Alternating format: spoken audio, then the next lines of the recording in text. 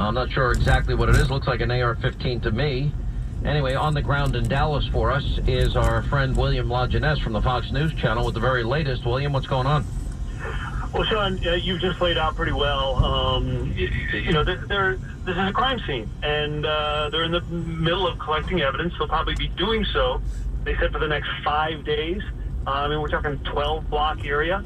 The operational theory right now is that this guy may have been the lone gunman, which, of course, conflicts with what police thought last night when you heard this gunfire and ricocheting, or at least echoing in this concrete corridor. But it sounded like a lot more. At least two shooters, probably from an elevated position, was what the police chief was saying. We're not sure, and that's what the collection of evidence will show. They'll also, of course, look at his cell phone, look at his social media, as you already have, to see who he's communicating with. They'll do the search warrant. They'll determine that this guy did go to a gun club. He's apparently a pretty good marksman, took a lot of practice. He had some military training. And when I talked to an ATF guy today, he said when you watch him walk, when he got in that altercation with one officer who was killed. The guy that he shot at point blank range, right? Exactly. Yeah. Right. He was saying when you see the way he moves, you can see he had some military training. Although when he was in Afghanistan, he was with the engineering unit. He was a carpenter and a mason. Having said that, what's the latest? You've got 12 injured, right? Fatalities. Right. And but the good news is you had Baylor Medical Center, you had Parkland Hospital, Trauma 1 centers, both of them level 1. And today they told us that the individuals who last night were in surgery and under critical condition have either been upgraded or released.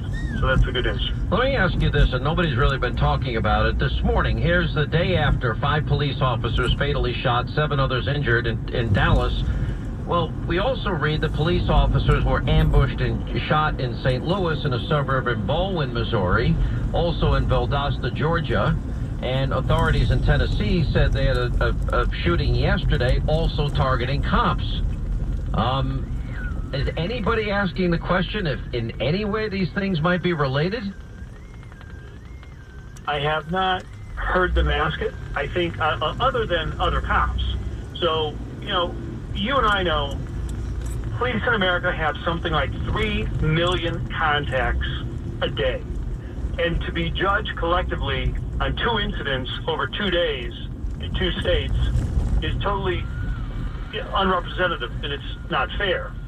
And yet, that seems to be the narrative coming out of certain quarters and certain political circles. So it's not fair.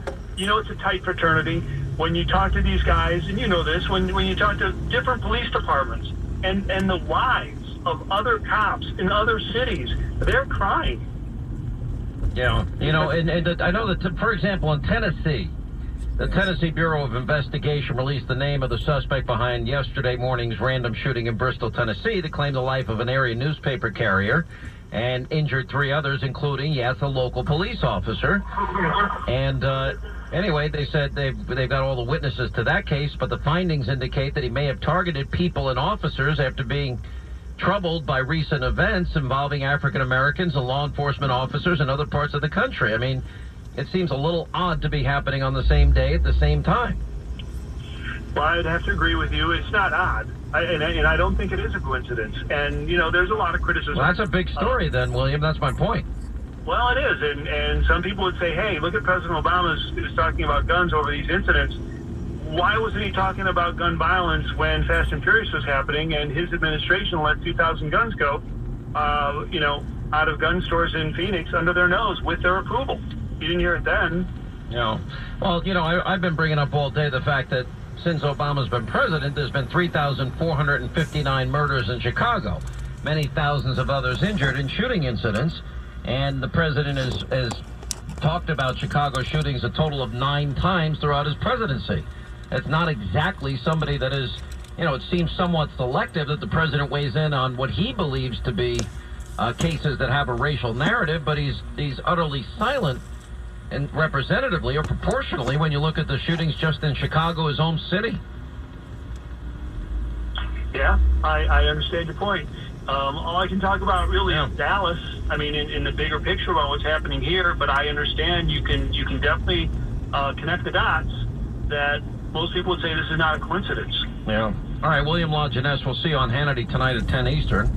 We've got a full complement of guests. He's out in Dallas for us.